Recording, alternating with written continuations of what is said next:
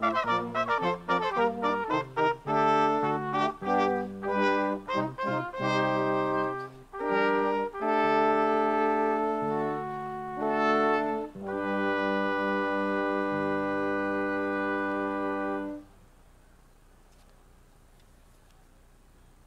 jive and a whale.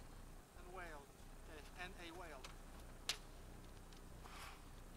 You know what a DS is now, Jim?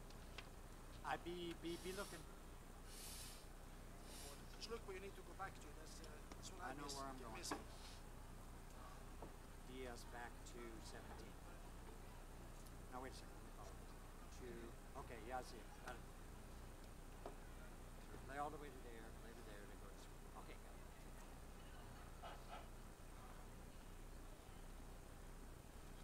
Right? 1, 2, 1,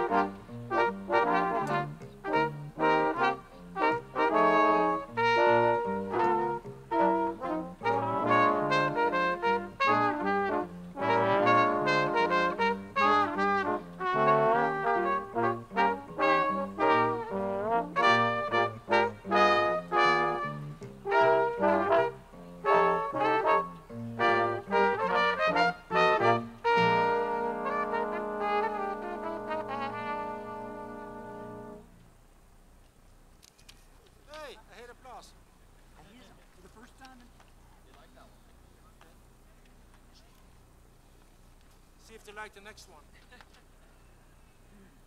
Okay, so this is Kroner DS. team. DS, No where's it? DS. Oh. No DS. With a stop at No the DS, end. okay. So they don't play the last two notes, of course. Stop at the bottom. So do I get a star?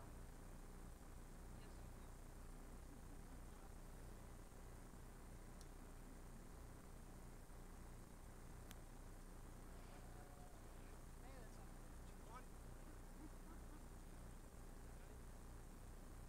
Oh, you have a linkage problem. It's not. It's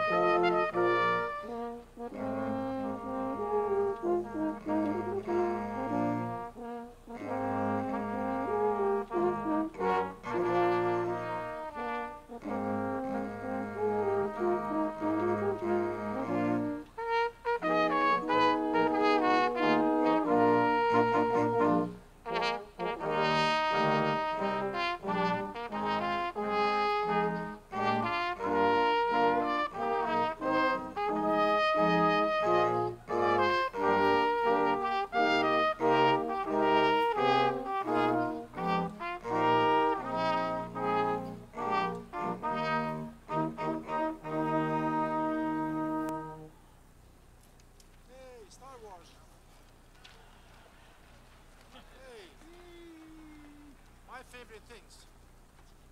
Oh, this is such a great song. As old Sit and old closer, I as can see old. the fine print. Yeah, it is.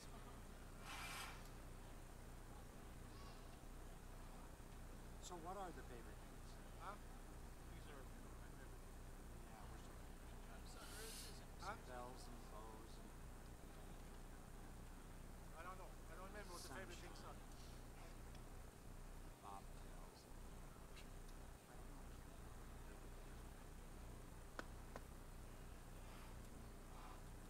Okay, go on.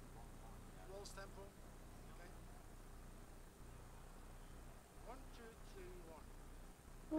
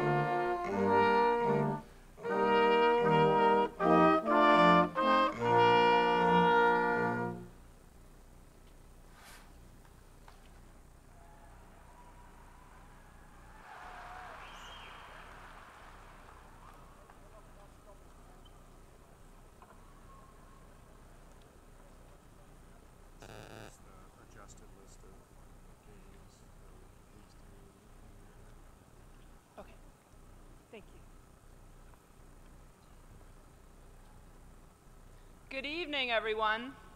Welcome to the graduation for the class of 2018.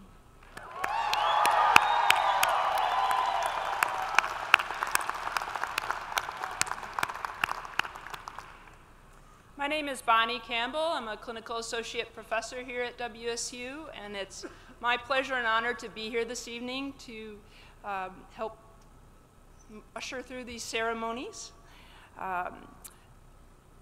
I look out at you guys and I'm thinking back to Cole and how probably this day seemed like a really long time away from that point. But so proud of all you've accomplished throughout your 4 years here at WSU, and so excited for you with all the possibilities and opportunities and experiences that are ahead of you. You may have noticed as the graduates came in that some of them are wearing gold cords, and the gold cords are worn by students who are members of Phi Zeta, which is the National Veterinary Honor Society.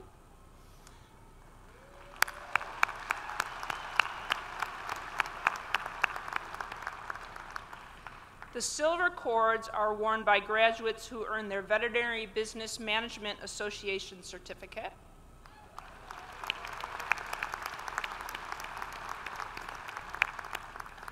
And the blue and silver striped cords are worn by students who are graduates of the Global Animal Health Pathway Certificate Program.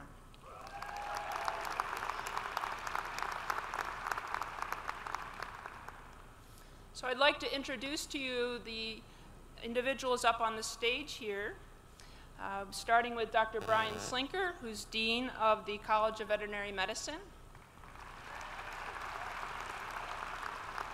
Dr. William Dornell, Associate Dean of Student and Academic Affairs. Dr. Patricia Talcott, Director of Admissions. Yeah. Dr. Ken White, Vice President and Dean of the College of Agriculture and Applied Science at Utah State University. Dr. Dirk Vanderwall, Associate Dean of the Utah State University School of Veterinary Medicine. Dr. Mark Quinn, who's the WEMU, which is Washington, Idaho, Montana, Utah Regional Program in Veterinary Medicine, Director at MSU, Montana State. Dr. Leslie Sprunger, who's the Associate Dean of the WEMU Regional Program. Dr. Justine Lee, who's a criticalist and CEO of VetGirl and our commencement speaker this evening. Dr. Stephen Hines, Associate Dean for Teaching and Learning. Dr. Julie Carey, Clinical Associate Professor. Dr. Ahmed Tabari, Professor. And Dr. Rance Sellen, Associate Professor.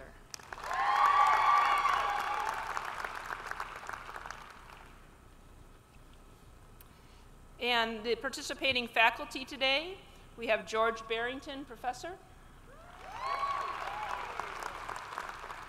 Chris Davies, Research Associate Professor. Dr. Richard DeBose, Professor. Dr. Kelly Farnsworth, Clinical Associate Professor.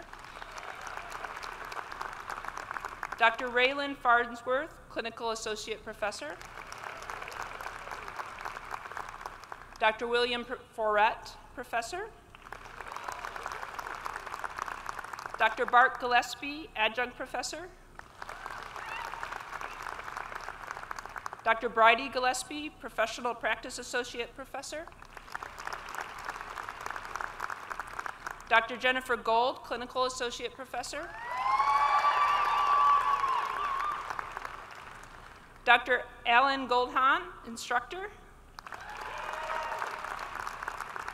Dr. Tamara Grubb, Clinical Associate Professor. Dr. Jug Jasmer, Professor. Dr. Gretchen Kaufman, Affiliate Faculty.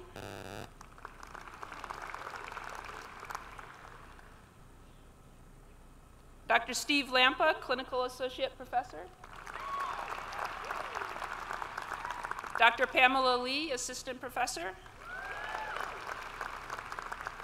Dr. Steve Martinez, Associate Professor.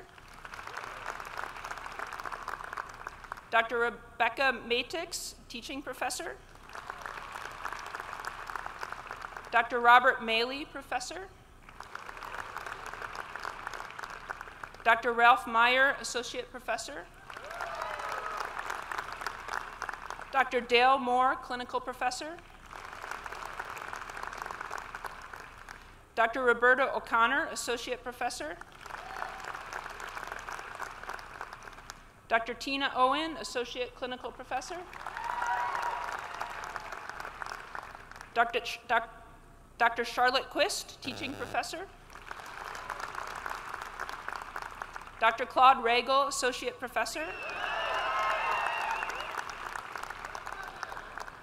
Dr. Carrie Rude, Associate Professor. Dr. Rusty Stott, Clinical Associate Professor. Dr. Jane Wardrop, Professor. And Dr. David Wilson, Associate Professor.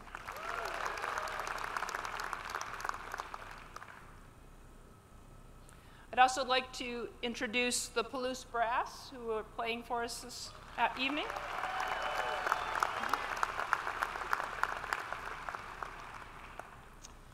As a reminder, there is a professional photographer who will be down here taking photographs of all the graduates as they go through. So we please ask you to remain in your seats. After the program is done, you're welcome to come up to the stage and take photos at that time. And now it's my pleasure to introduce Dr. Brian Slinker, who will bring greetings from the College of Veterinary Medicine.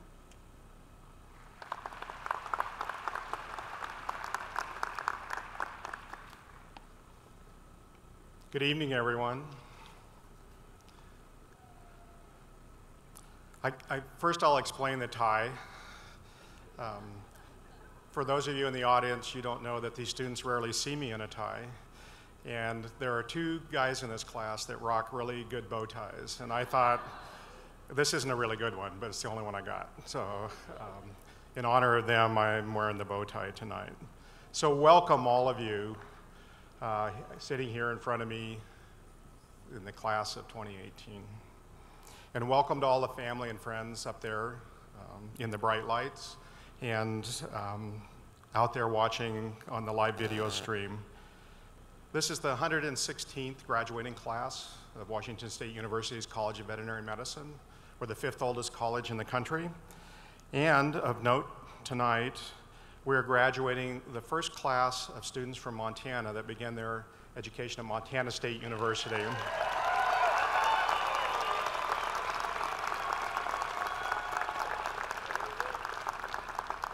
And we're graduating our third class of those students that started out at Utah State University in the WeMove program.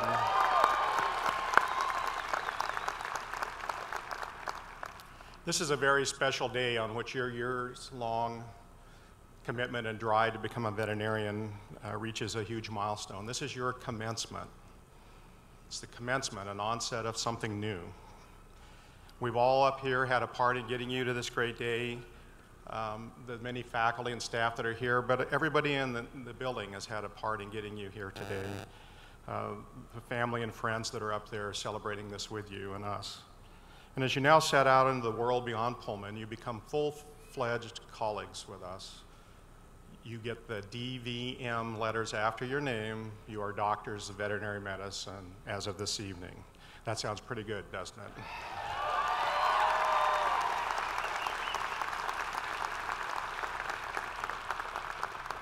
And I want to talk to you just briefly about the connections between all of us now in this very small profession that you are entering. These connections are always there. They're always changing, but they're always there.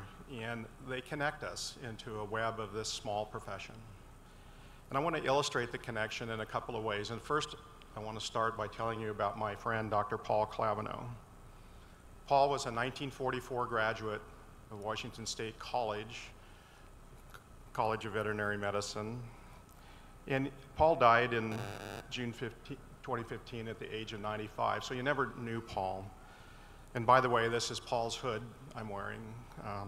And the gown I'm wearing, which doesn't have a zipper, by the way, I didn't forget to zip, is Ernie Stone's gown. Ernie Stone became the dean of our college in 1952, and I wear these to symbolize our history and our connections. Paul came to Washington State College from the little town of Valley, Washington, north of Spokane, and began our DVM program in 1940, studying in the so-called Vet Shack. The Vet Shack doesn't exist anymore.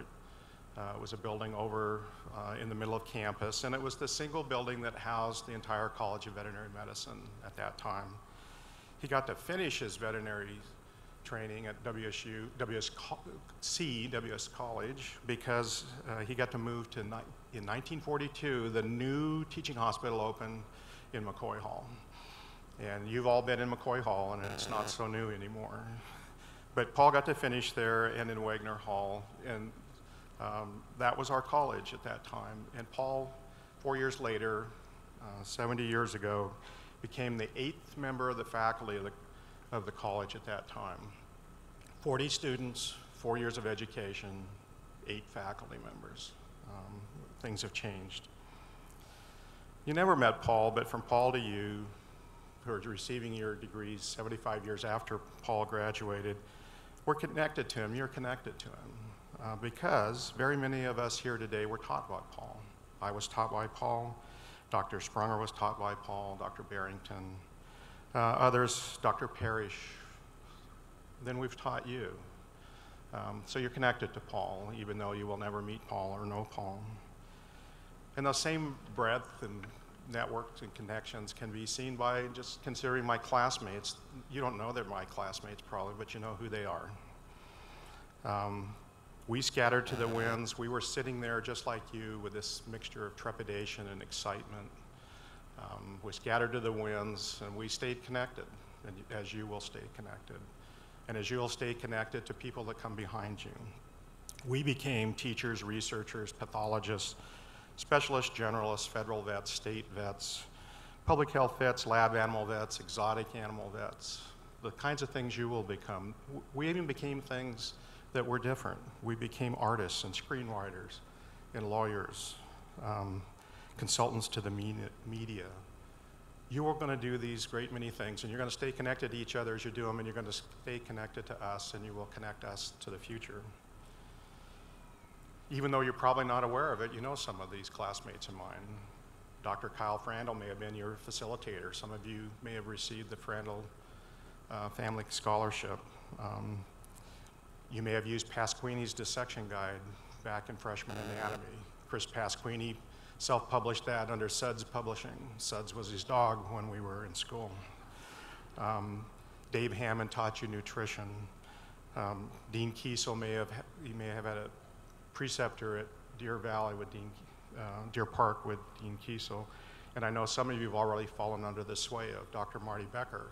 So these people, my classmates, you know, even if you didn't know they were my classmates, just as generations that follow will get to know you.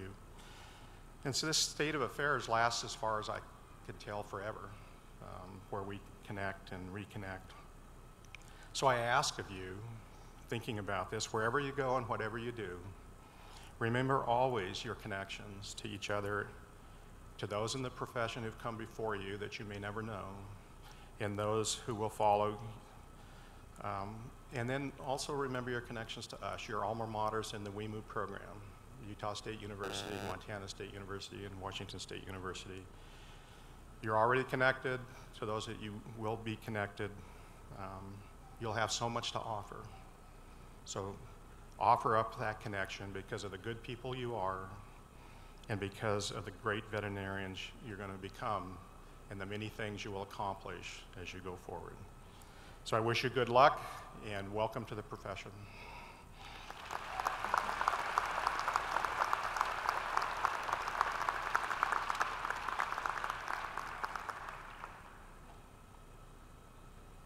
Thank you, Dean Slinker.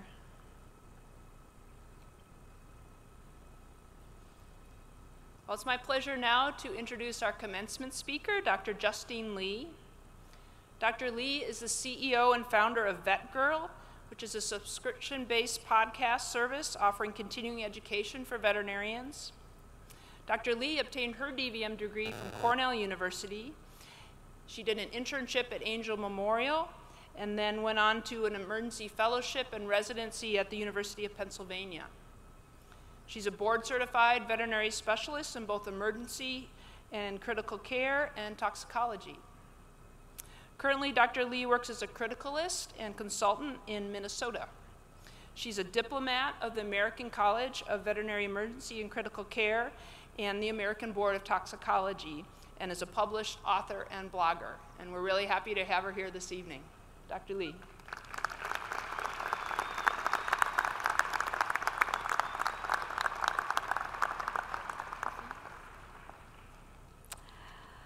To the 2018 class of Washington State University, first of all, a huge congratulations. I'm really honored to be part of your special day today. You've worked so hard to get here, and I wish you well in whatever path it may be, whether or not it's small animal medicine, exotics, large animal, or equine. What I wanted to share today are the 10 life hacks that I learned in the 20 years of being a veterinarian that I hope will help you in your journey as a new veterinarian. These are words of wisdom that I wish someone told me decades ago. First, you've got this. I remember on graduation day being overwhelmed with the mere thought of having a doctor in front of my name. It was exciting, but scary at the same time. Remember, you've done all the hard work. You've read all the books. You've done all the training. Be confident in your training, but always be on a mission for lifelong learning. Keep up to date on the newest modalities, as they will always be changing. Be open-minded to learning from your staff. As an experienced receptionist or technician has a lot to teach you. Learn from your colleagues and your mentors. They'll teach you a different way of doing things, and that's okay. Take these clinical vignettes and learn the best way that works for you and your patients. Always be humble enough to ask for help, but be confident in knowing that you've got this. Second, realize you aren't Superwoman or Superman. Despite our classic INTJ, Myers-Briggs, workaholic personalities, you can't do it all. Learn to let go. Your medical records don't have to be perfect. Your soaps don't have to be 2 pages long. Your house doesn't have to be spotless. Learning to let go is an important life lesson, as it allows you time to take care of yourself. A simple way for you to learn to take care of yourself is ask yourself, does this spark joy? And if it doesn't, reconsider whether or not you really need to do it. Another reason why you need to learn to let go is due to the growing prevalence of imposter syndrome within our field of veterinary medicine. Imposter syndrome is a feeling of unworthiness despite achievement of high levels like what you've accomplished today. This syndrome, when we feel like our success is due to a fluke, presents itself as lack of self-confidence, depression, anxiety, and frustration. Why is it so prevalent among us? It's because it affects workaholic, high-achieving individuals who often feel pressure to succeed, and that's why it's important that you learn to let go. Third, know you will make mistakes. As soon as you walk out of these doors of the ivory tower of academia, you're gonna make your first mistake. I remember the first mistake I made as an intern at Angel. And I was so devastated by the mistake that I actually called my favorite surgery professor at Cornell crying. Don't do that. But you should learn from his words of wisdom. And his words of wisdom were, that's how you're gonna learn in veterinary medicine. Just don't make the same mistake twice. For me, it was taking a puppy to cystotomy that was obstructed, and it turns out it was obstructed from a urate stone from a portosystemic shunt. Well, the owners never proceeded with the second surgery, and I really beat myself up over making this mistake. That's why it's so important that you don't make the same mistake twice, but that you don't beat yourself up for making that mistake. This is another reason why it's important to learn from experienced veterinarians, veterinary technicians, or even receptionists, because they've made those same mistakes. Our veterinary perfectionist personalities often beat ourselves up when we make these mistakes. And while we always want to strive for perfection, know that we aren't perfect. Accept that you will make mistakes, never lie about them, but learn from them rather than beating yourself up over it. Fourth, learn to turn off.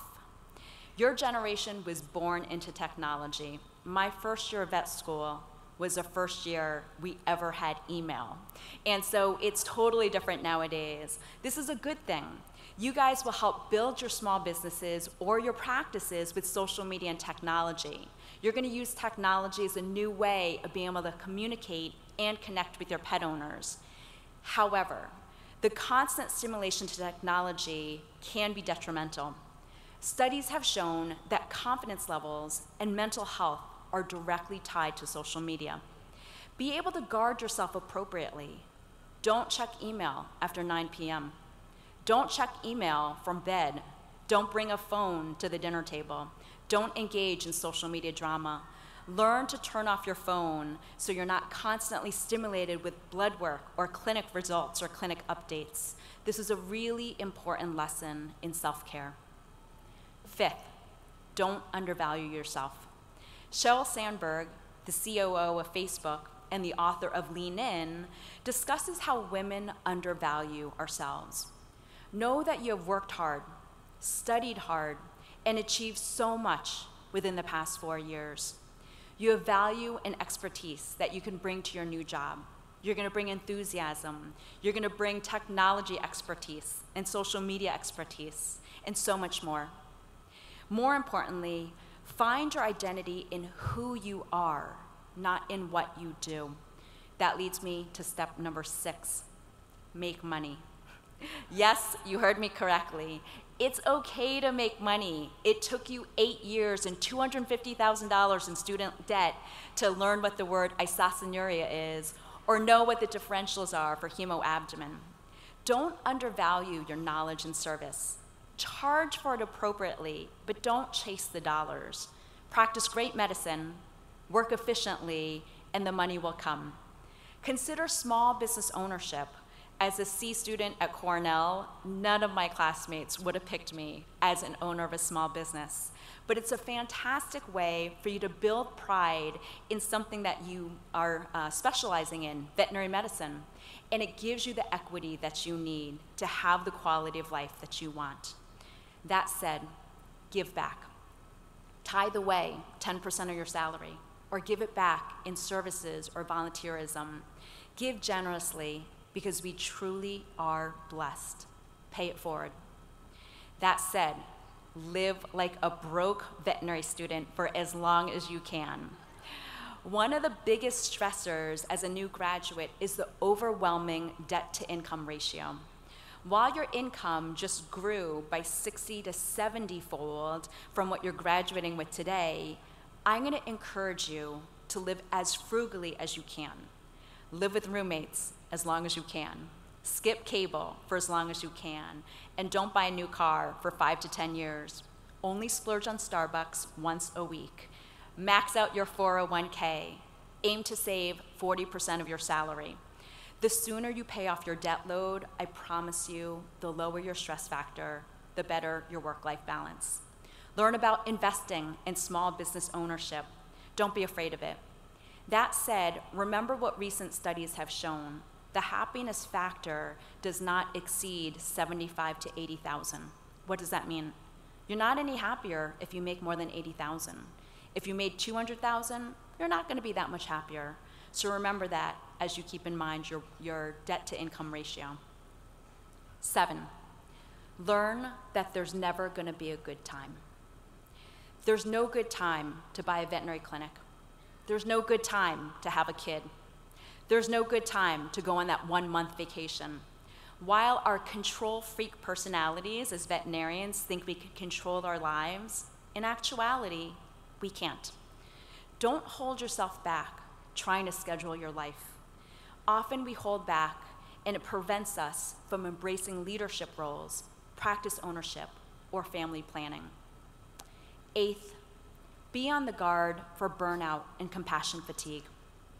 Recent statistics have shown that burnout begins at veterinary graduation today and peaks at 5 years. What contributes to it? Working long hours, workplace bullying, performing work that requires skills that you don't have yet. The good news? Burnout declines after 5 years. The bad news? Untreated, burnout and compassion fatigue predispose to suicide ideation. Our veterinary profession is one of the top professions at risk for suicide ideation. Our access to euthanasia solution, our debt to income ratio, our preaching of quality of life to pet owners, but not having any quality of life ourselves, our predisposition to compassion fatigue and burnout makes our field so predisposed to suicide. All of my colleagues were really shocked when I left clinical practice after 11 years.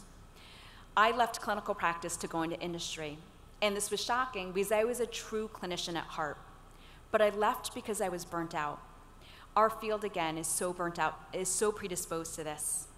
I actually set guidelines on graduation day 20 years ago, and I told myself, if I ever got sick of touching an animal, or if I ever became impatient with handling an animal, that it was time for me to leave the field and take a break. For this reason, make sure you set guidelines today on what you're gonna do when you do become burnt out, because it will happen. Likewise, many of my colleagues were shocked to know that I battled insomnia, depression, and suicide ideation during the first year of my residency at University of Pennsylvania. I had a lot of personal matters going on and was considering dropping out of my residency. Thankfully, I was surrounded by a few people who were instrumental in helping me during this dark time of my life. And that's why I'm such an advocate of good self-care. Surround yourself with non-veterinary hobbies. Get out in nature, hike with your dog, exercise, spend time with family and friends, take time off if you're burnt out. Prioritize this so you can find joy. And because of that high prevalence of suicide in our veterinary field, make sure to take care of yourself and your colleagues. 9, know you will succeed. Set yourself up for success. How do you define success? Is it becoming a really good general practitioner? Is it owning a small business? Is it becoming a specialist? Is it balancing being a career mom or career dad while raising a family? Is it finding work-life balance? Identify what your passion is and aim to achieve it. Another way to set yourself up for success: don't rule out options in the veterinary field once you do become burnt out or develop compassion fatigue. I never thought I would go into veterinary industry, but the awesome thing about our veterinary profession is you can do anything. You can go into industry, you can teach, you can work for the government. You have nothing but options. For me, success was defined as staying passionate about my job, but it took getting C's in veterinary school, taking time off, conquering burnout, fighting suicide ideation, going into veterinary industry, battling infertility and having a lot of losses, making mistakes, and dealing with a lot of uphill battles along the way for me to find that success. Lastly, treat each patient the way you would if it was your own pet. Be able to work with pet owners regardless of what their financial limitations are. Don't judge a client because we really don't know what's going on in their life. Always offer the highest standard of care, but know that animals survive despite what we do, even if it means practicing street medicine. Help save animals and do what you can to be a compassionate, caring veterinarian. 4 years ago today, you entered the world as an enthusiastic veterinary student. Take and remember that enthusiasm as you proceed down the halls and down the career and start your veterinary career. You've done all the hard work. Continue to work hard to be an advocate for animals while taking care of yourself in the process. Now, take control of your life and seize the opportunity to be successful and joyful.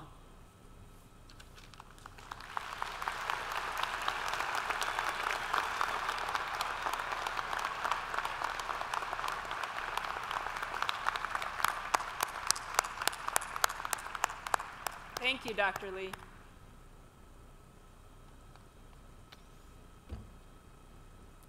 It's time. It's now time for presentation of the class of 2018. Will Dr. Slinker please come forward?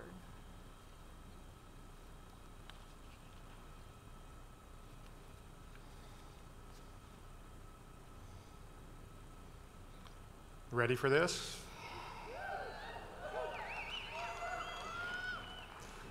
Will the candidates for the degree of Doctor of Veterinary Medicine please stand?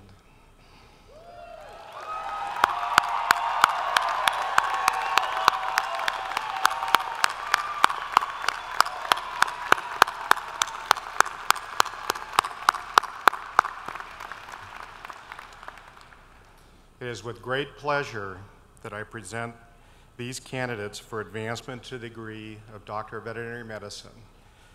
The candidates for the degree have been approved by the faculty of the College of Veterinary Medicine, the WSU Board of Regents, and recommended to our president, Kirk Schultz. These candidates meet the requirements of the state of Washington and Washington State University, and therefore are awarded the degree of Doctor of Veterinary Medicine. We will now present the degrees.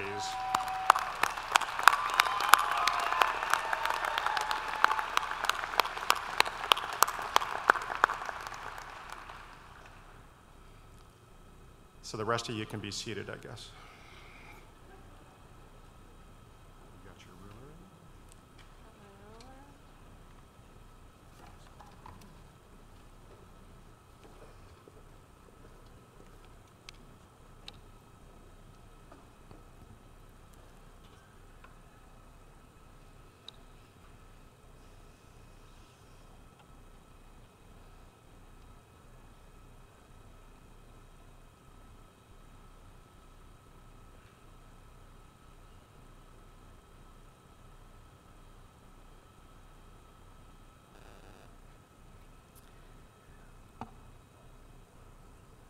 It is now time for the presentation of diplomas for the Doctor of Veterinary Medicine degree. The graduates will be hooded by Doctors Julie Carey and Ahmed Tabari. Graduates were also given the opportunity to select a hooder of their choice. These names will be read at the time of presentation. Dr. Ransellen will hood Brittany Lee Abdallah.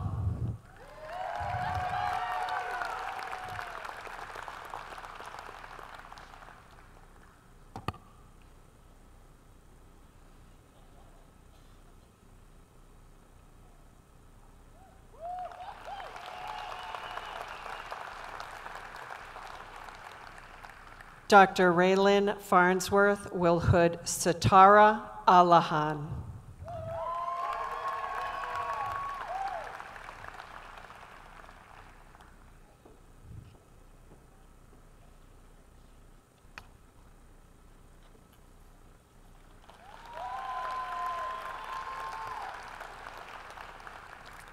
Alicia Anderson.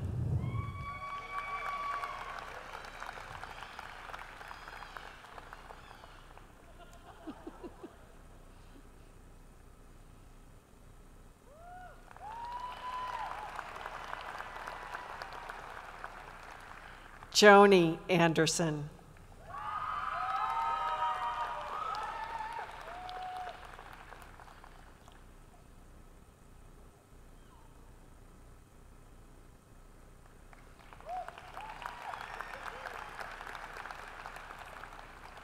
Katie Anderson.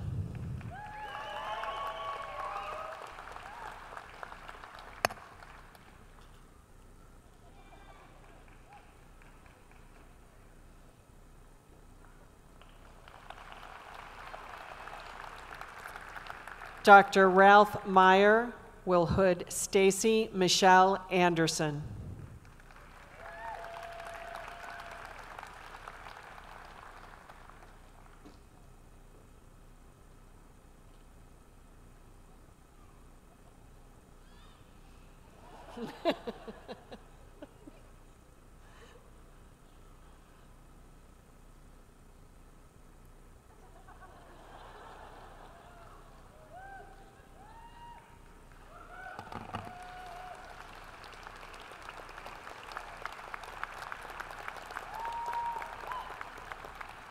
Dr. Dirk Vanderwall will hood Kendra Nicole Antonitis.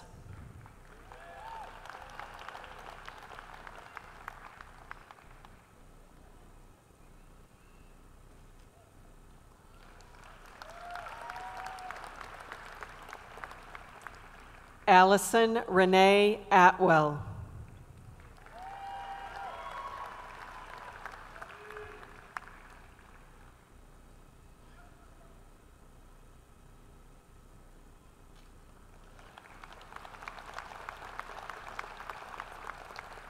Dr. Tammy Grubb will hood Garrett Evans Ballou.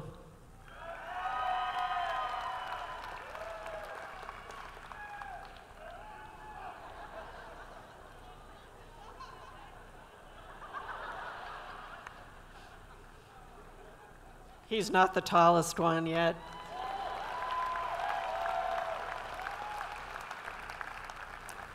Marshall Yusuke Bell.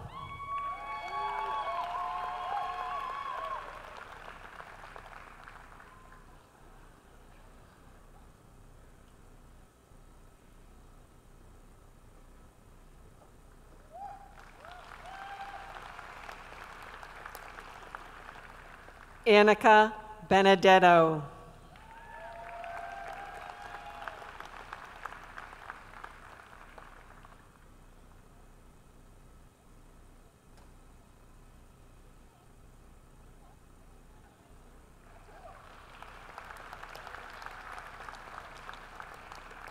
Melinda Morgan Benitez.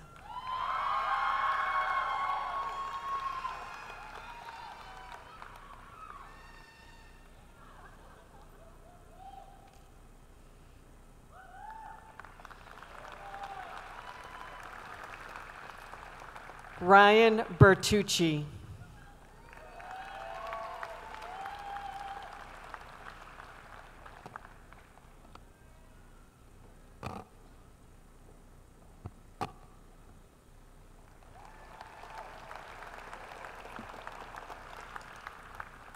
Dr. George Barrington will hood Melissa Mita Board.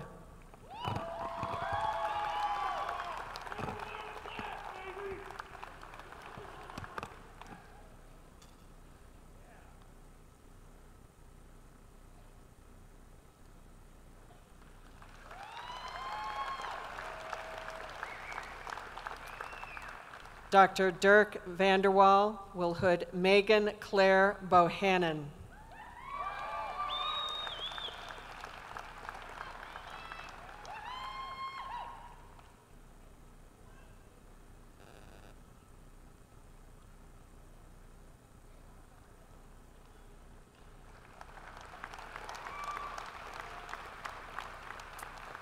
Dr. Rick DeBose will hood Melissa Ray Bauer.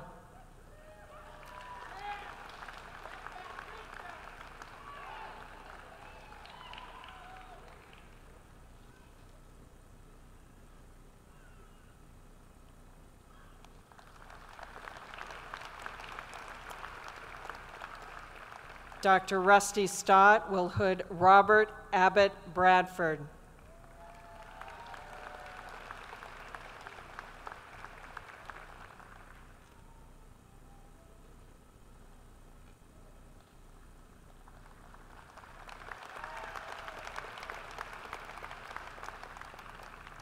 Brianna Michelle Brandt.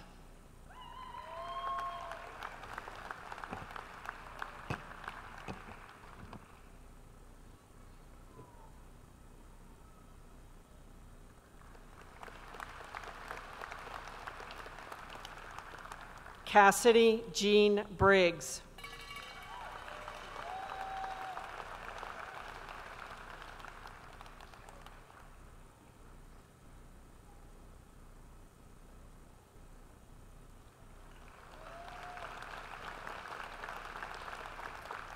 Dr. Alan Goldhahn will hood Garrett John Bronick.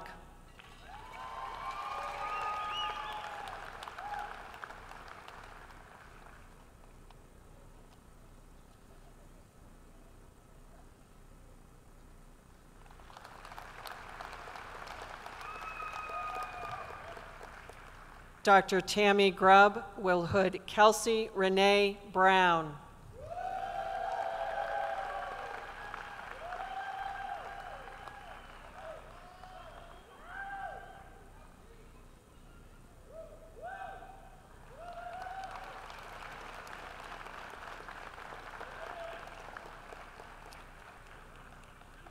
Dr. Grubb will also hood Cody John Cano.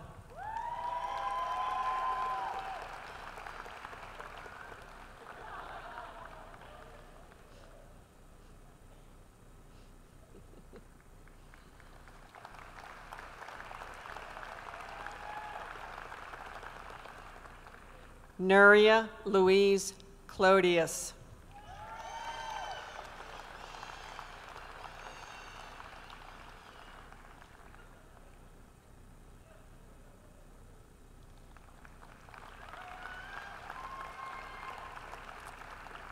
Carrie Jo Cobb.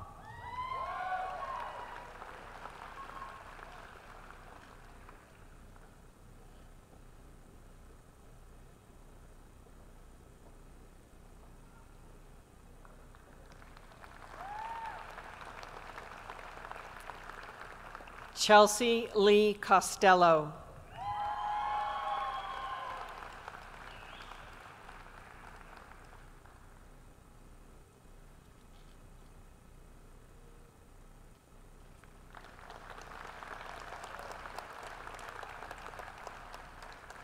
Dr. Jen Gold will attempt to hood Cody James Crenwelge.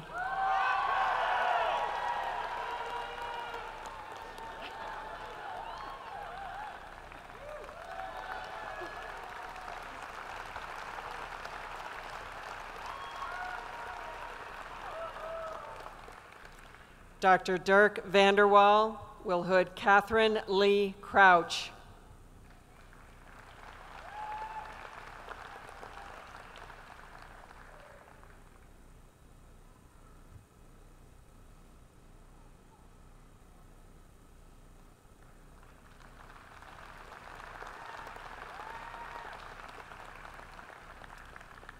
Ken John Dawson.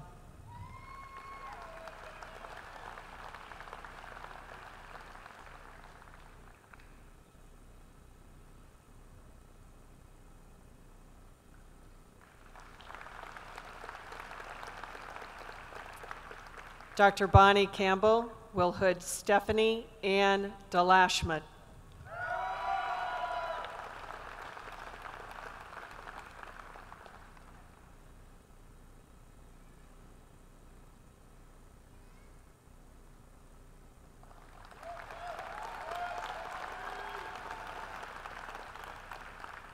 Zara Isabel Deutsch.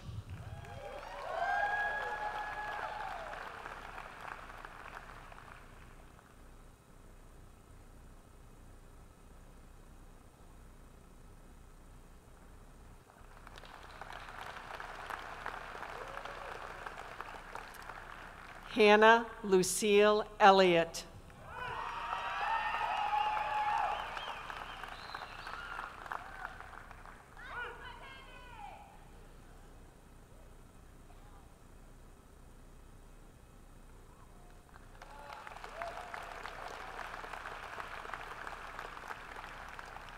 Dr. Pamela Lee will hood Michelle Foss.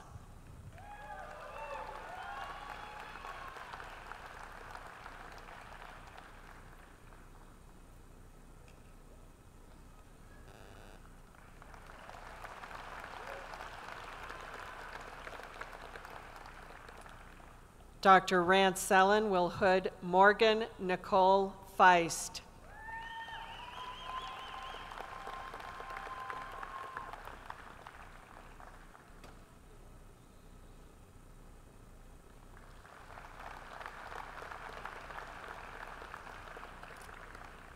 Kara Fennedy.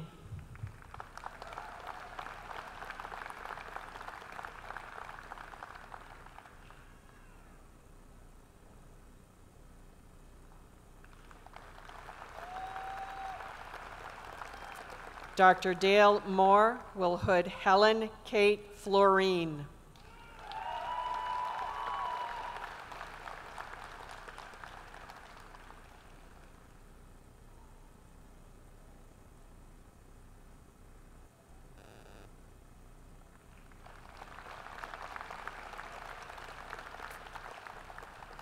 Dr. William Ferret will hood his daughter, Emily Jean Ferret.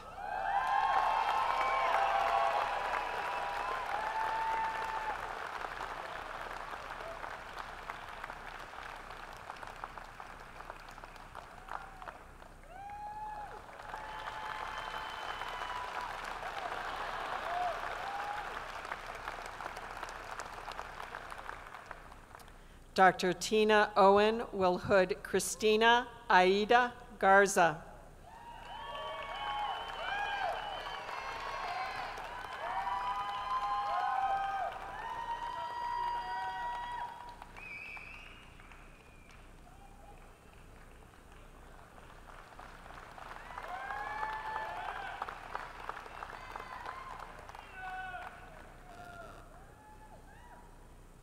Kevin Sean Gavin.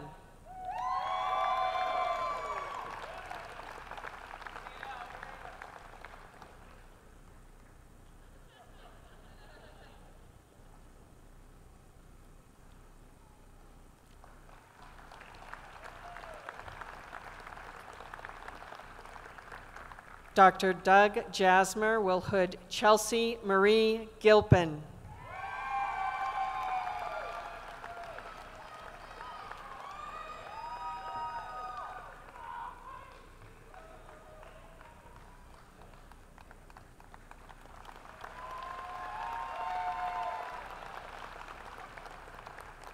Dr. Dirk Vanderwall will hood Caitlin Gowans.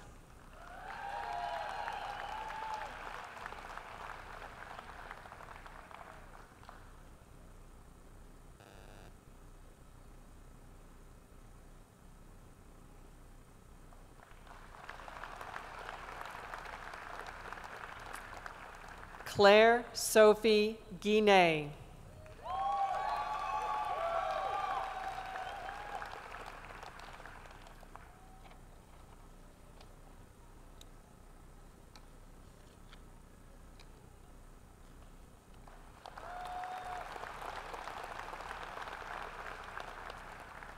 Megan Ann Hackney.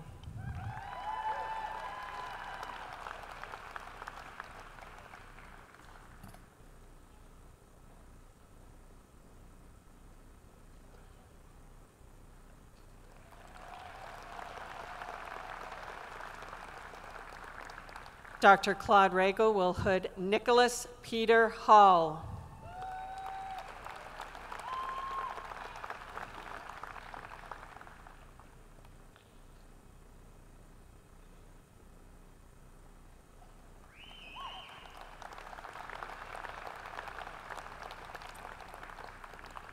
Dr. Dirk Vanderwall will hood Jared Hamilton.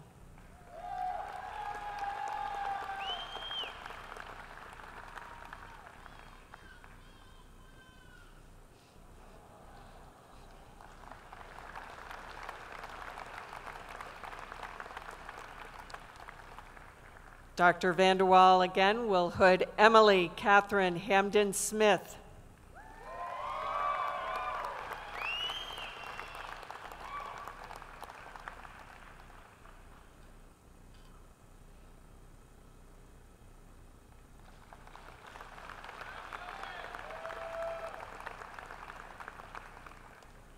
Gerald Hansen.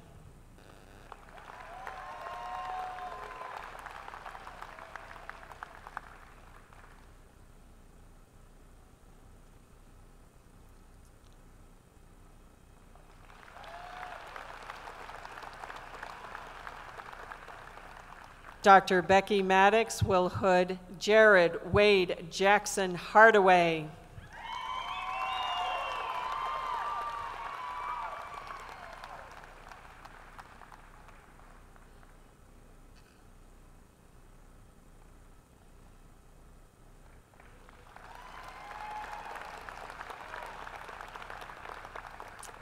Heather Harlow.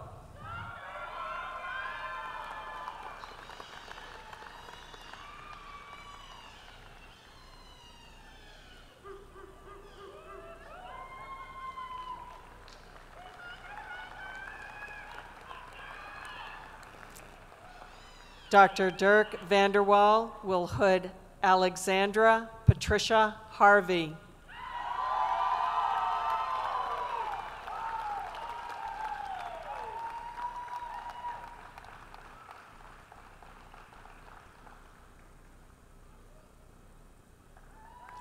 Don't move, Dirk. Dr. Vanderwall will hood Melanie Jo Fitzhugh Hart.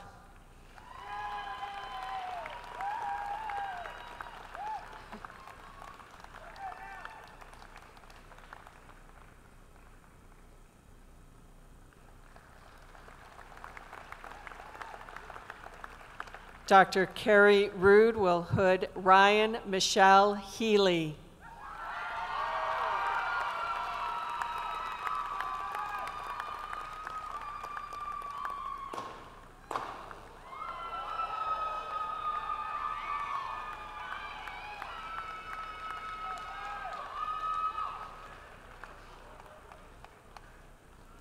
Rachel Morgan Hegedus.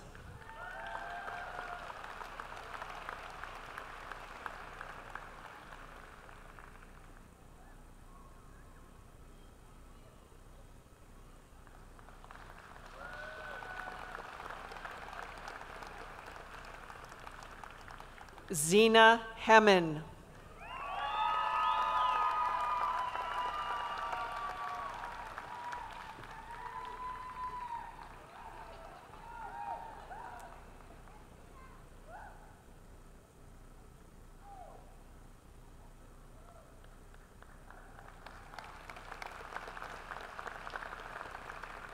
Dr. Julie Carey will hood Adam Herman.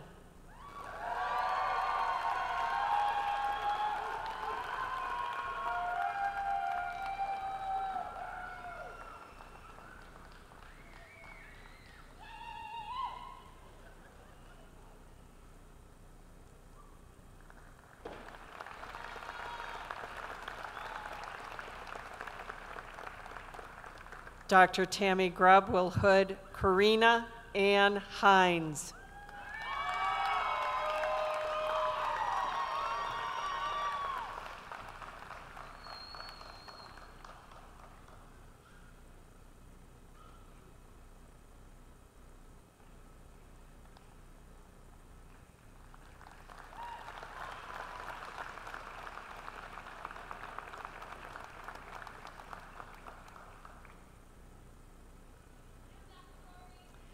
Kelsey Marie Hoaglam.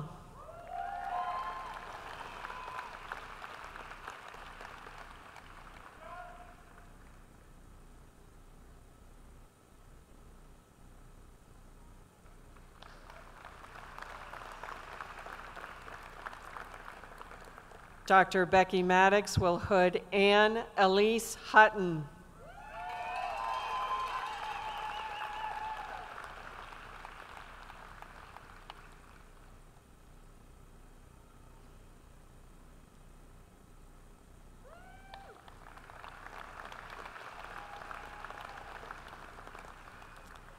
Emily Ann Iacobucci.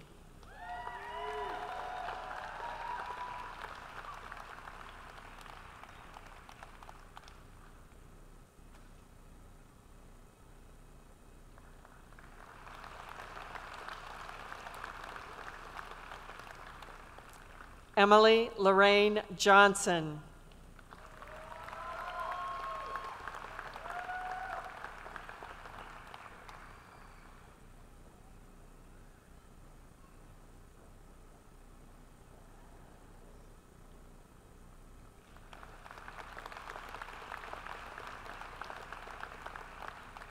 Dr. Steve Martinez will hood Kyle David Johnson.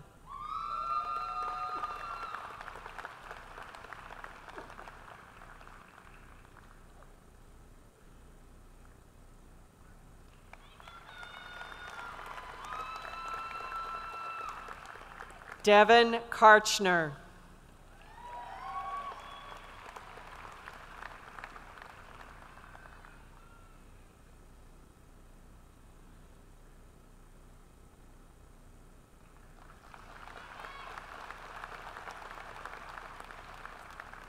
Dr. Rusty Stott will hood Erin Elspeth Kaiser.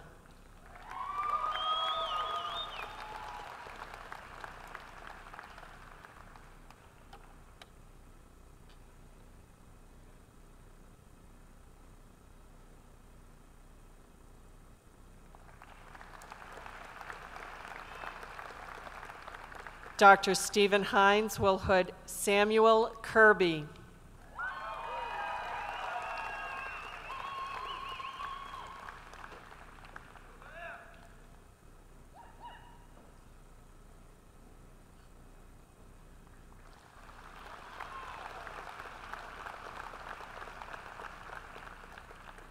James Kershisnik.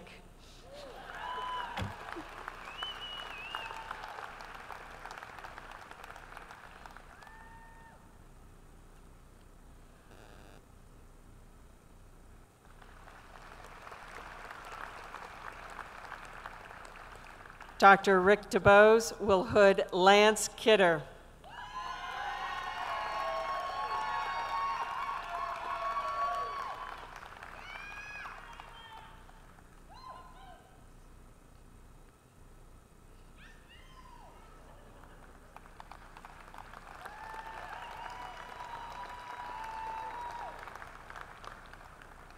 Dr. Dale Moore will hood Allison Eileen King.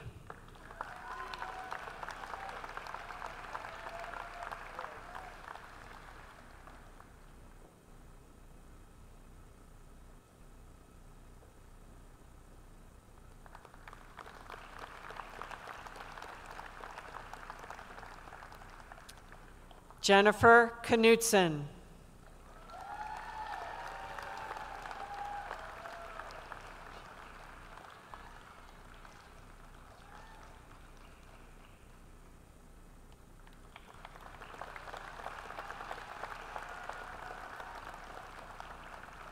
Kristen Contogianis.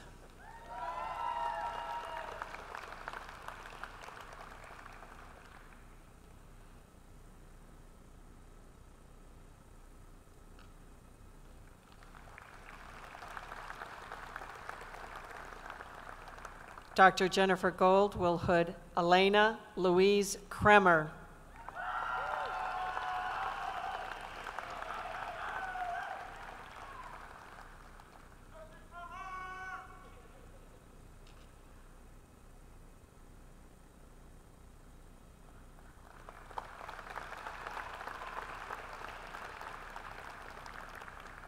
Jenica Lee Laney.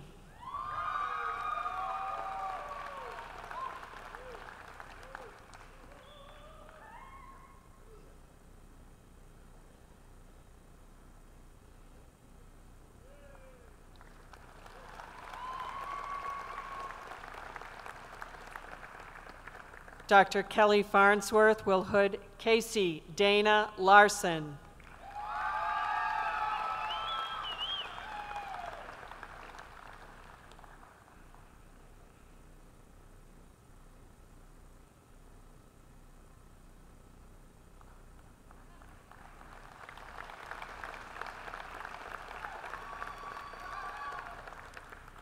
Joel Michael Larson.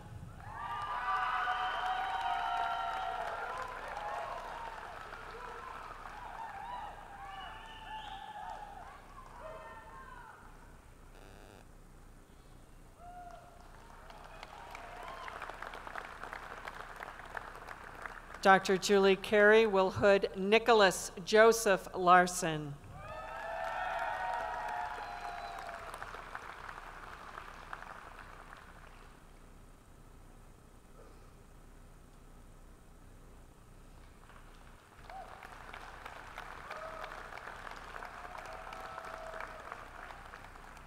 Dr. Tammy Grubb will hood Jessica Marie Levy.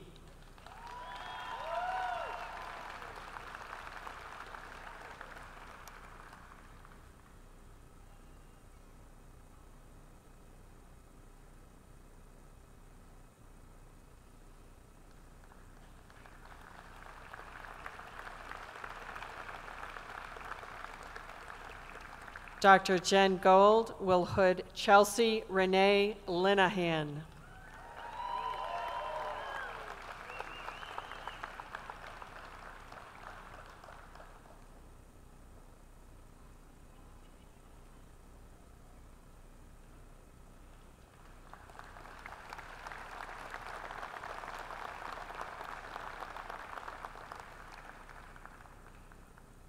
Dr. Dirk Vanderwall will hood Michael Long.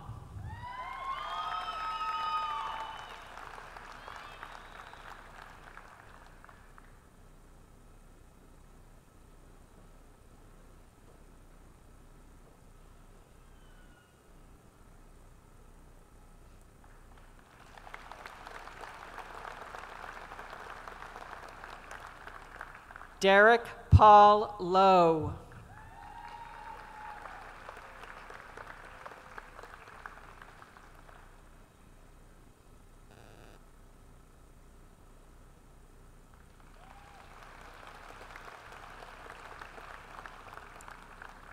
Laura Myard.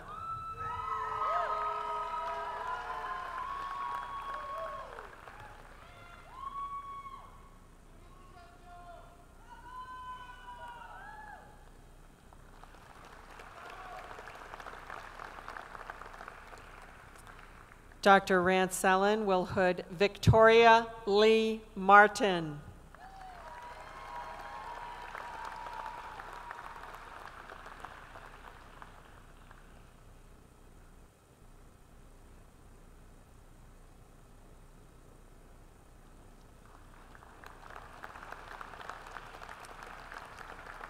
Dr. Rusty Stott will hood Lisa Marie Martinez Hopka.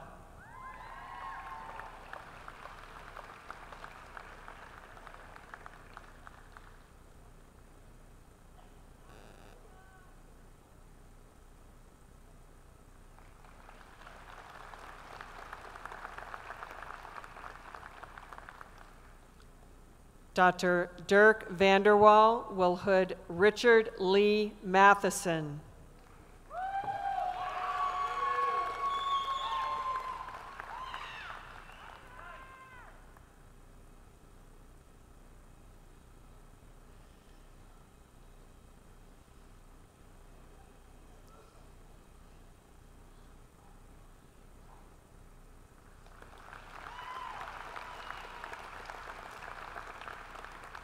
Dr. Rusty Stott will hood Lauren Emily Michaud.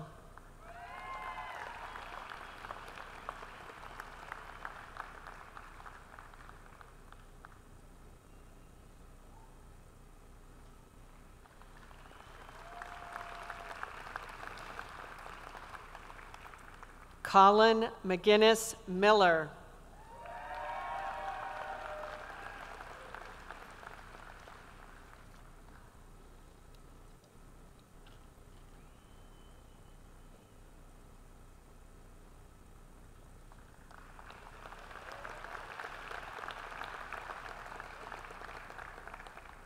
Dr. Rusty Stott will hood Jacob Miller.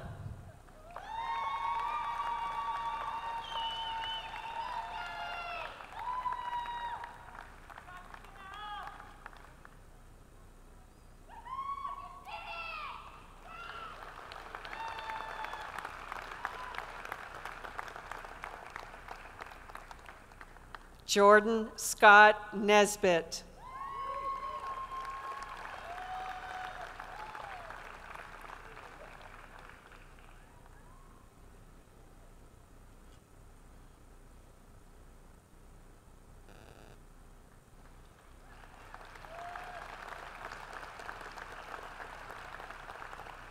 Dr. Dirk Vanderwall will hood Jessica Nielsen.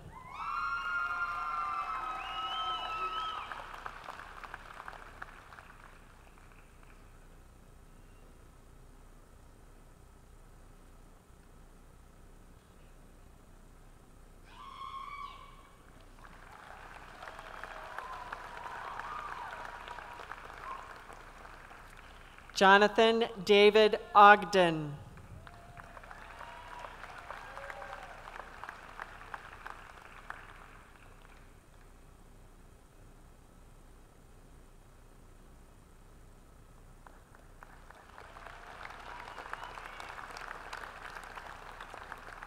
Dr. Jen Gold will hood Haley Olheiser.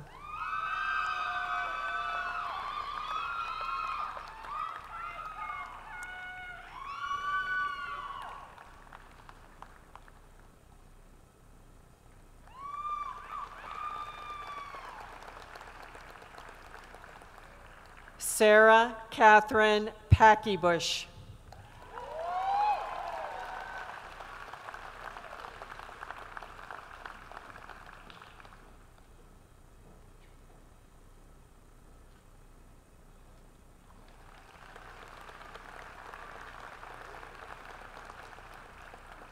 Jennifer Parker.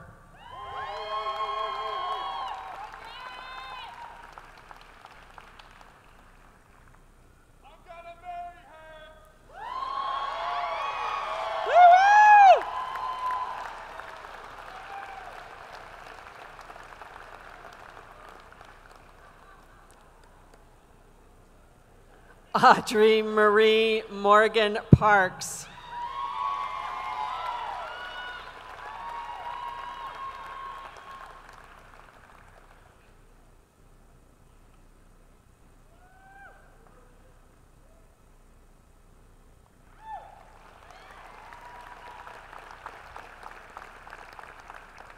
Dr. Jen Gold will hood Patricia Eleni Paulus.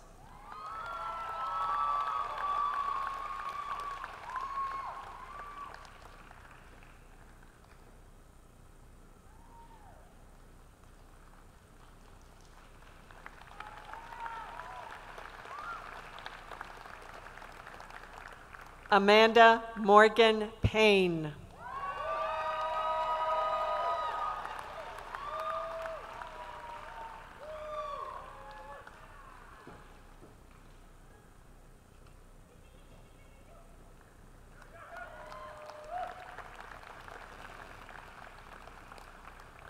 Dr. Bonnie Campbell will hood Julia Ann Podmeyer.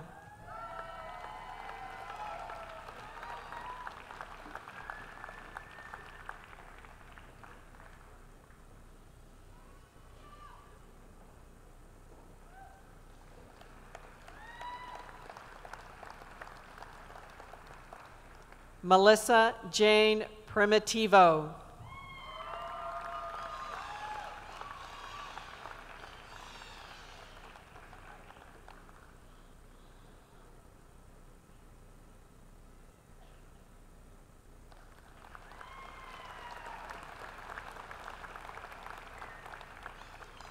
Caitlin Ann Quesenberry.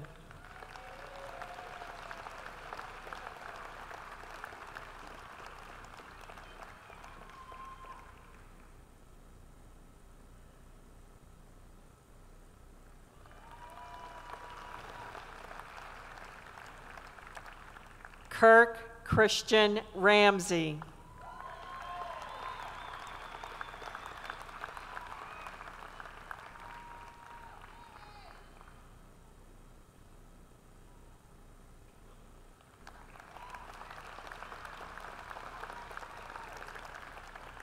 Trevor Byron Redden.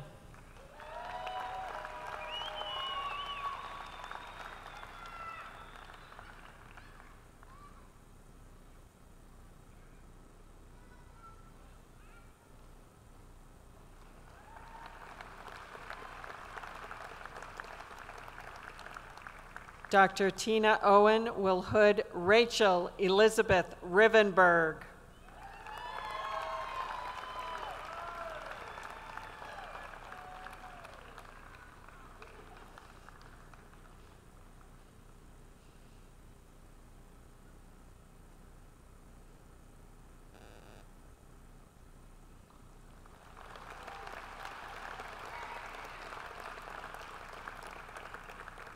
Hannah Michelle Robertson.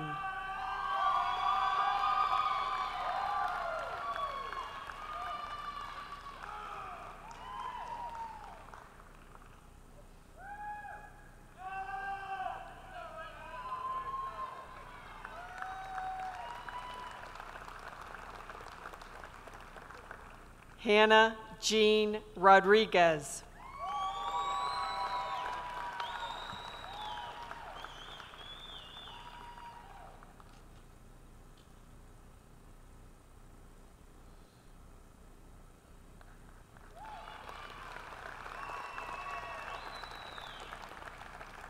Courtney Marie Roller.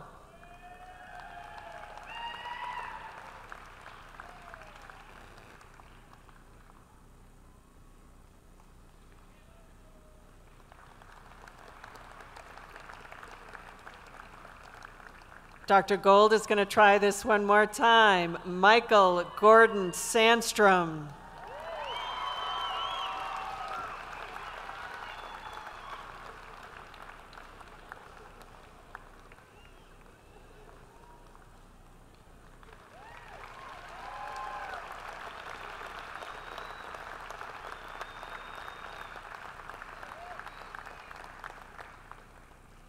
Dr. Alan Goldhahn will hood Jessica Page Scheer.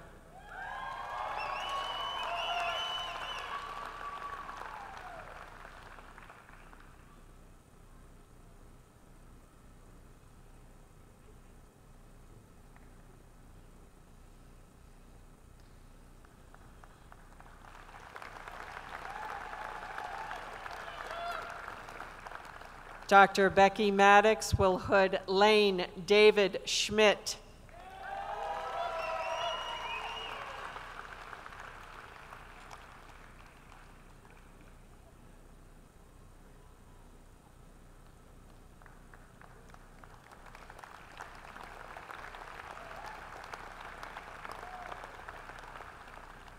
Jessica Lauren Schneider.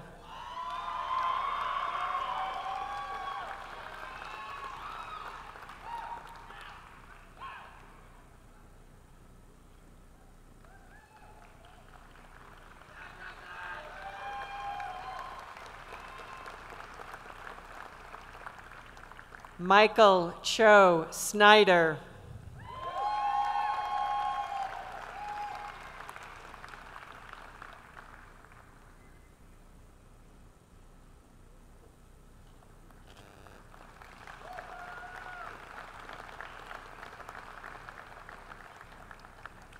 Elizabeth Ann Dahl Solar.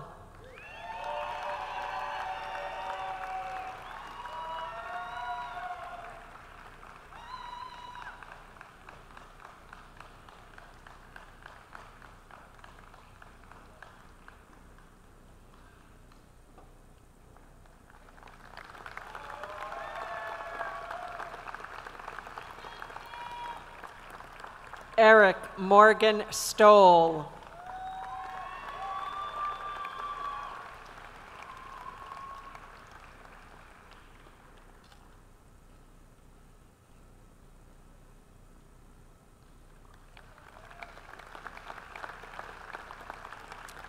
Dr. Jen Gold will hood Kelsey Louise Stoner.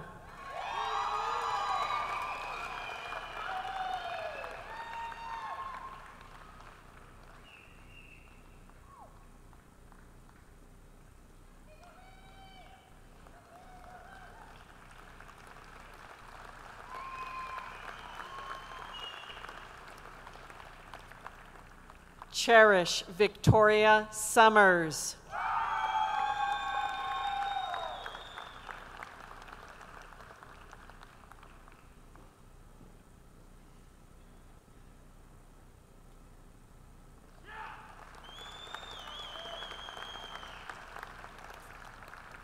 Colby Kent Talbot.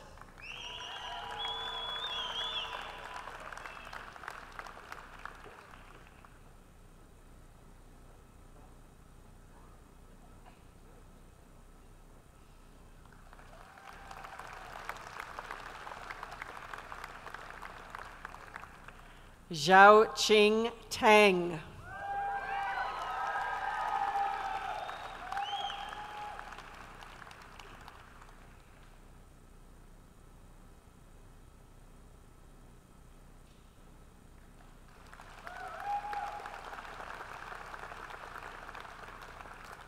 Dr. Alan Goldhahn will hood Caitlin Marie Tomshin.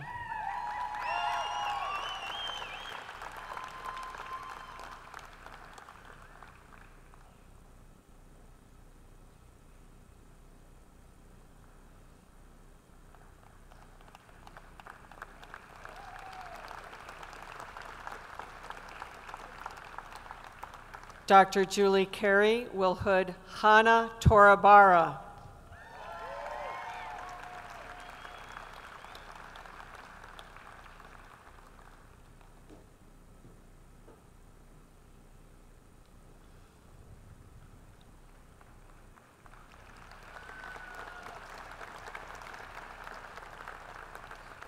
Dr. Carey will also hood Shelby Nicole Turnbull.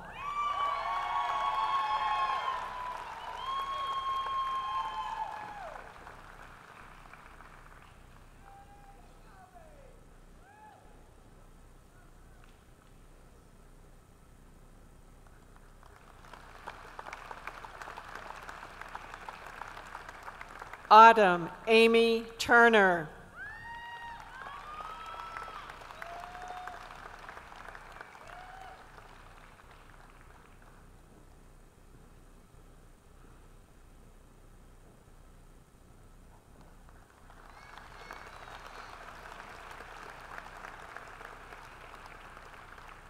Kylie Van Maren.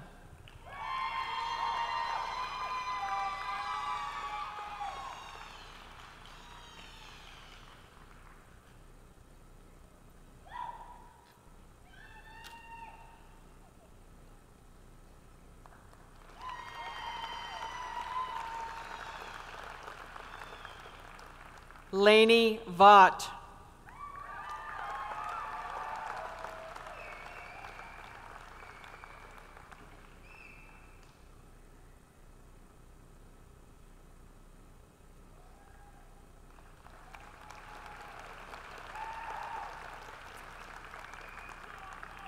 Eric Brian Walker.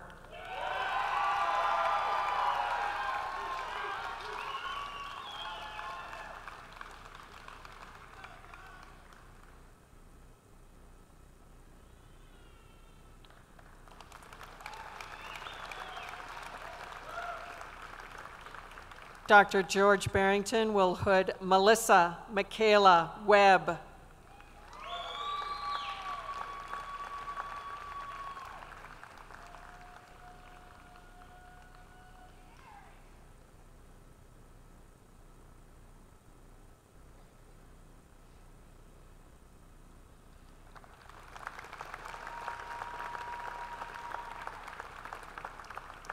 Dr. Alan Goldhahn will hood Katie Lane Welch.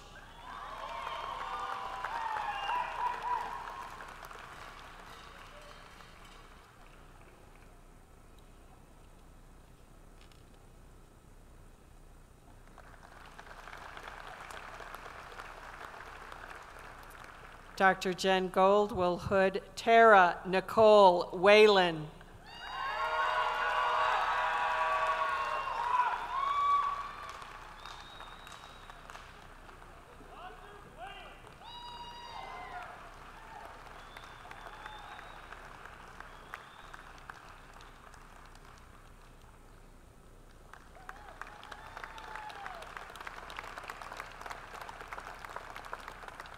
Hallie Marie Williams.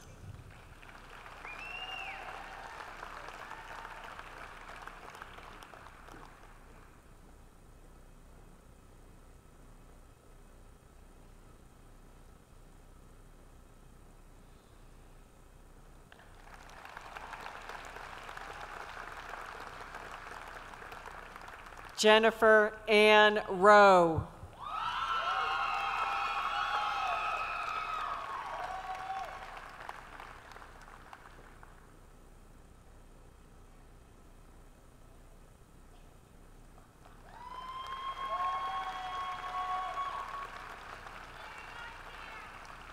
Dr. Charlotte Quist will hood Thomas T. Wirtz.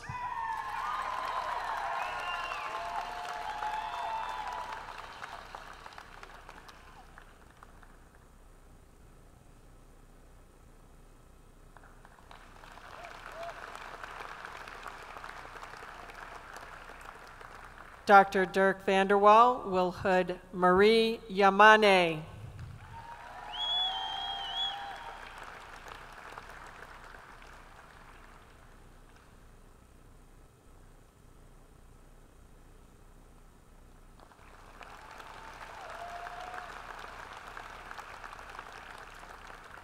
And our last graduate, but not our least, Shayla Zeal.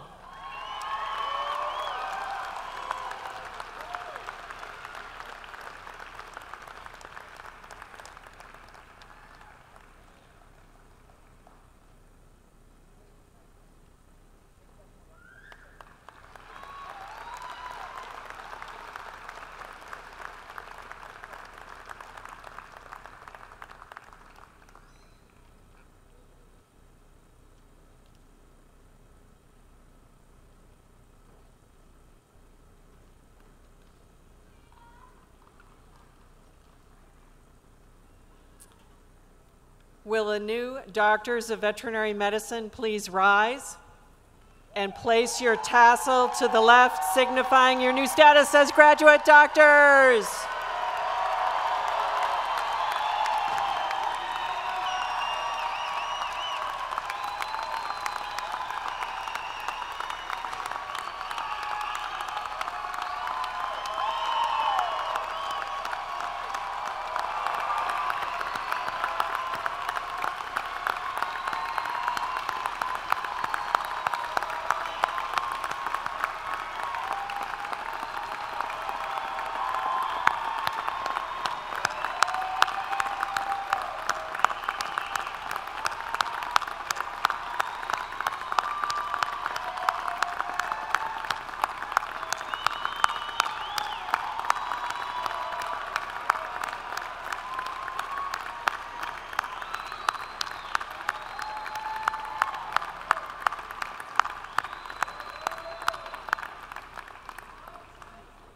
Please be seated.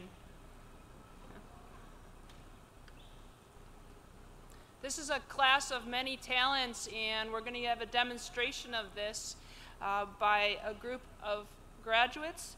We have Doctors Satara Alahan, Cody Kono, Joe Cobb, Catherine Crouch, Christina Garza, Chelsea Gilpin, Jared Hardaway, Corey Hines, Devin Karchner, Sam Curdy, Jennifer Knudsen, James Krishishnik, Laura Mayard, Sarah Packybush, and Liz Solar. They'll be performing A Parting Blessing by J. Jerome Williams. I'm a little short. Thank you. Our beloved colleagues, may the road rise to meet you. May the wind be always at your back. May the sun shine warm upon your face. May the rain fall soft upon your fields. And until we meet again, may God hold you in the palm of his hand. Leave it on.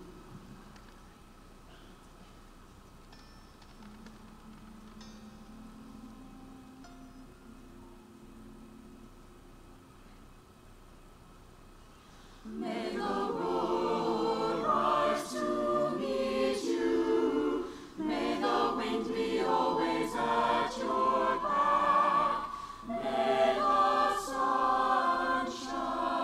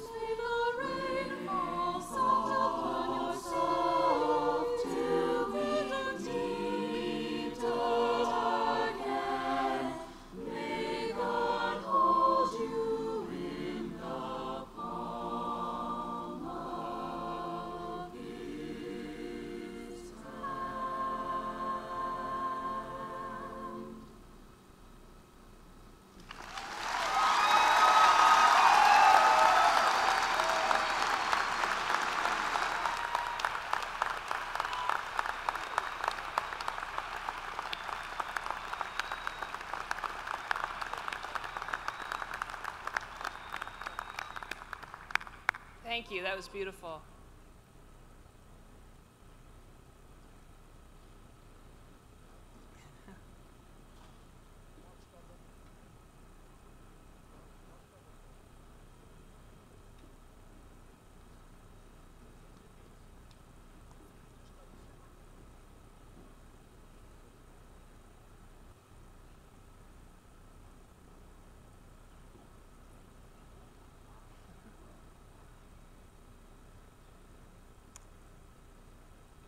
It's my pleasure now to introduce Dr. Stephen Hines, who is going to deliver the veterinary oath.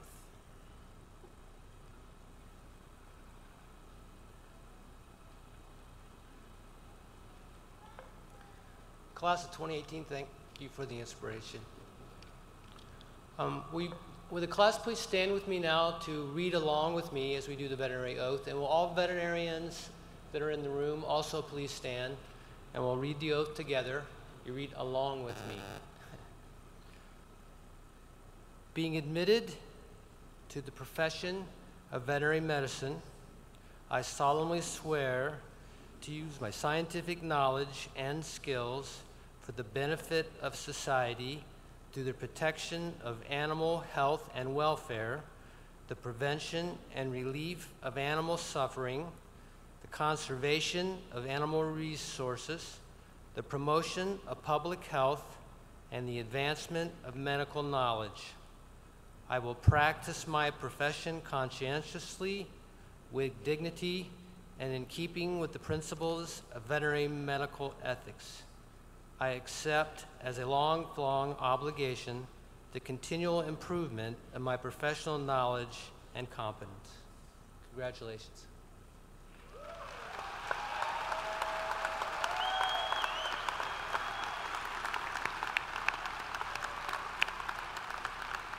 Thank you, Dr. Hines.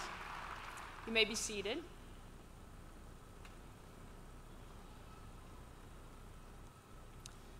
And now I'm going to ask Dr. Ransellen to come forward, Associate Professor of Small Animal Medicine and Oncology, and he will deliver the farewell address.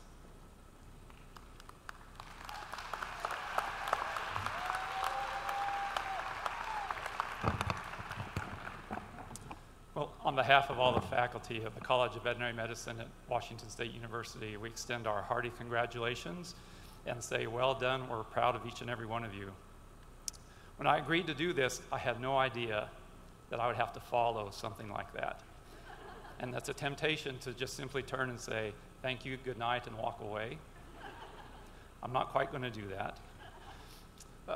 I'm going to step through the door for just a few minutes. I promise to keep this short because I know that the night is long and everybody wants to be back with your friends and family. And to prove to you that it's going to be short, I have 4 note cards with big writing on them. But I'm going to exploit the door that Dr. Lee opened when she mentioned that she was going to talk about some things that she wished that she had been taught when she graduated from veterinary school. And I'm going to share with you a few things that I look back and think, boy, I wish I had been told that when I graduated from veterinary school as well. And if you're thinking that I'm going to talk about practice in Washtuckna,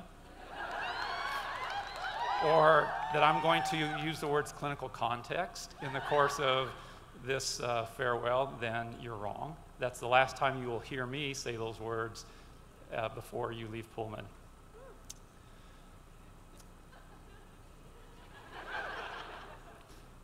When your clients tell you something is wrong with their animals, no matter how far-fetched it seems, you better believe what they say, because more often than not, they're going to be right. Card 1. Respect the difference between cost and value. Cost is an objective thing, and everybody sees what the cost is, but value is more subjective. And some of you have heard me talk about value as a bit like beauty. That's best perceived through the eye of the beholder. As veterinarians, I think it's incumbent upon us to sometimes tell clients what the value of the things that we're proposing for their animals actually is. Because cost is obvious, but value is a bit harder for them to discern. If you don't become experienced at articulating the value of what you propose, then it could be hard for you to make money like Dr. Lee has encouraged you all to do. Consider carefully how one should answer the question, what would you do if this were your animal? That's a question that carries a huge burden of responsibility, and it can lead you to rewards, or it can lead to repercussions if you don't consider the question carefully. So be careful how you answer that question. I don't know can be 3 of the most valuable words in your vocabulary. They have proven time and time again to be 3 of the most valuable words in my vocabulary. And you can say I don't know with conviction and confidence and not come across as somebody who doesn't know anything. It's quite possible to do that. I think I'm experienced at saying I don't know in that regard. Better than saying I don't know is I'll see what I can find out. And the best of all would be to come back to your clients or to the people who asked you the question and say, here's what I learned. And I have found that doing that pays dividends. Nobody told me that when I graduated from veterinary school. The last thing, I said it was going to be short, that I wish somebody had told me before I left veterinary school. As you get out 5, 10, 15 years, maybe more, if you get up approaching the age that I have been, and your oral acuity starts to diminish a little bit, and you think, man, I'm not sure I can hear murmurs like I used to, and these breath sounds seem a little bit soft. Clean out the ends of your stethoscope. You'd be surprised at the amount of junk that can accumulate in the rubber ear tips. And don't forget to take them off and inspect the very metal ends of your stethoscope, because they can be plugged and impair your ability to hear things as well. Every one of those would fall into the category of ask me how I know. I'm not going to tell you any more about the stories behind any of them, but I can say that I have been guilty of making mistakes in each and every one of those categories. Again, on behalf of all the faculty at the WSU College of Veterinary Medicine, congratulations to each and every one of you. We wish you nothing but success in your careers as veterinary medicine. Good night, everyone.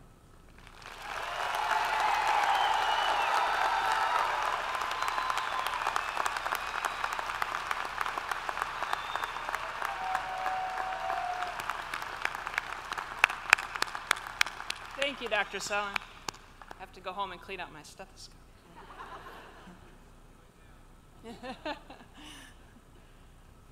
Well, we've come to the end of the program this evening.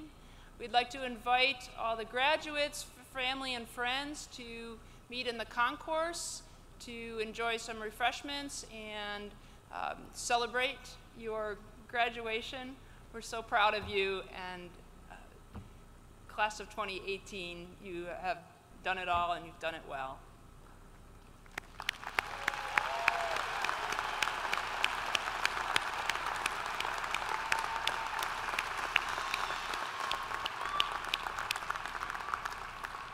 In a moment, the music will begin to play, the faculty will recess, followed by the graduates, and then we'll see you all in the concourse.